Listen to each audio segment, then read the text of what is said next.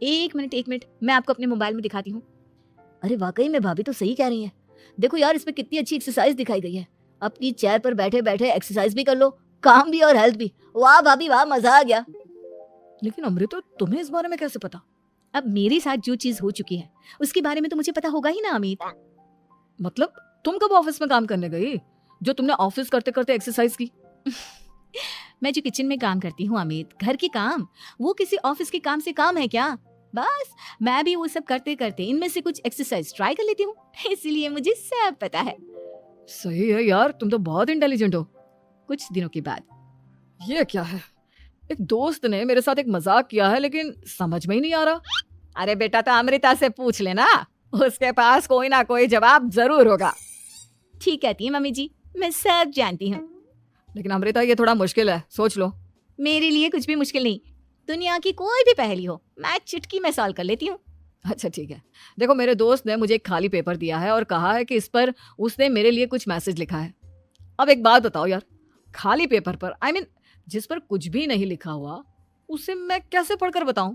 अरे बस इतनी सी बात, इसे तो मैं चुटकियों में सॉल्व कर दूंगी अमित। लेकिन कैसे बहू?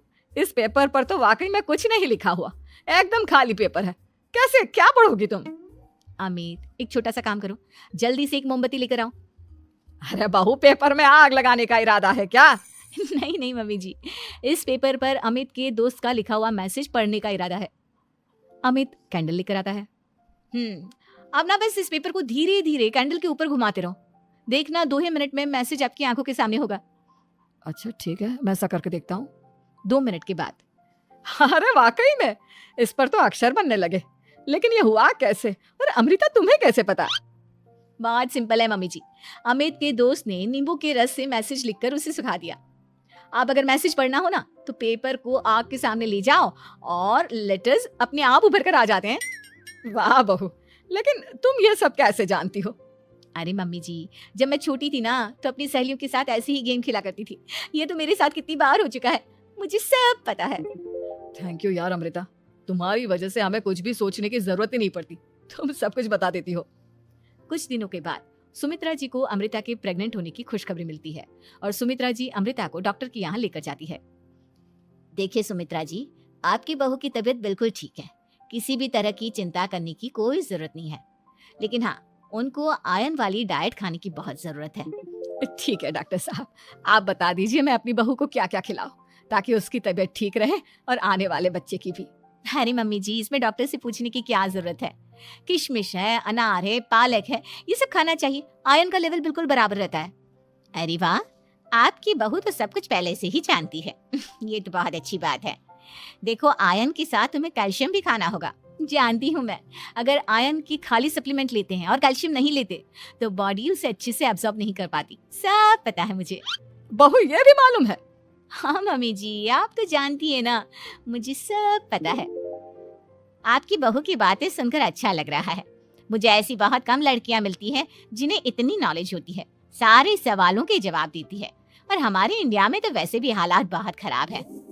बिल्कुल ठीक कह रहे हैं आप डॉक्टर साहब, लेकिन मैं उन लड़कियों की तरह नहीं हूँ। बहुत ख्याल रखती हूँ मैं हर चीज का।